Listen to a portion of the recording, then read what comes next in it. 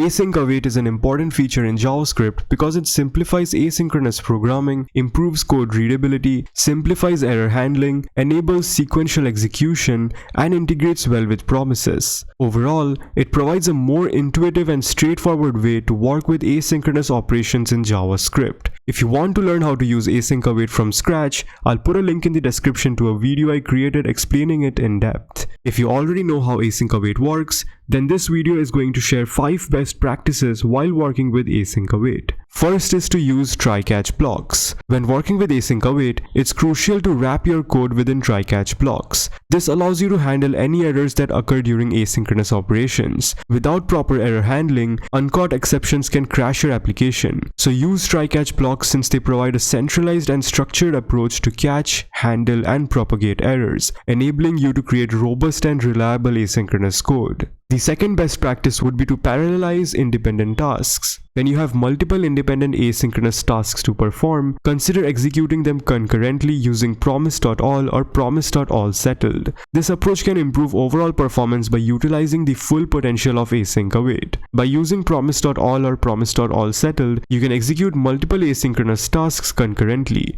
This means that instead of waiting for each task to complete before moving to the next one, all tasks are initiated simultaneously. This can significantly reduce the overall execution time when compared to executing tasks sequentially. And the await keyword within the promise.all or promise.all settled call will ensure that the code waits for all the promises to settle before proceeding further. This allows you to synchronize the processing of the results and continue with the next steps in your code only when all tasks are completed. The third best practice would be to utilize finally blocks. When you use try and catch blocks, you can catch and handle any errors that occur within the try block. This allows you to gracefully handle exceptions and prevent your code from crashing. But sometimes, there are certain actions that need to be performed regardless of whether an error occurred or not. For example, closing a file, releasing resources, or disconnecting from a database. The finally block provides a way to specify this code. Basically, the code inside the finally block will always be executed, regardless of whether an exception was caught or not. It ensures that the specified actions are performed, regardless of the outcome of the try block. So finally block is great to ensure that the necessary cleanup actions or final operations are performed no matter what.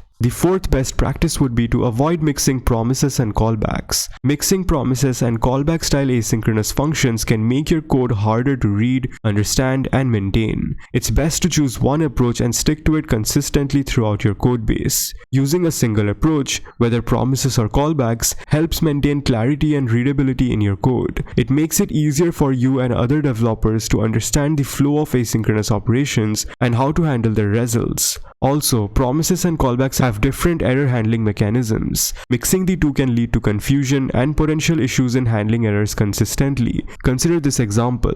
In this example, the fetchData function mixes promises with a callback style parameter. This mixing can introduce confusion and inconsistency in the code. Instead, it's better to choose a single approach and stick to it. Here's an example for that. In this updated example, the fetchData function consistently returns a promise. The asynchronous operation is handled using .then to process the data and .catch to handle errors. This approach provides clarity, readability, and consistent error handling throughout the code. You can also use async await instead of .then and .catch by modifying the code a bit as shown in this example. Now the fifth and last best practice to use async await would be to avoid async void functions. Async void functions are functions that are marked with the async keyword but do not return a value. Although it's possible to use async void functions in certain situations, they should generally be avoided because they don't return a value, which makes it difficult to handle errors and determine when the function has completed. But note that there is one situation where it's okay to use async void functions,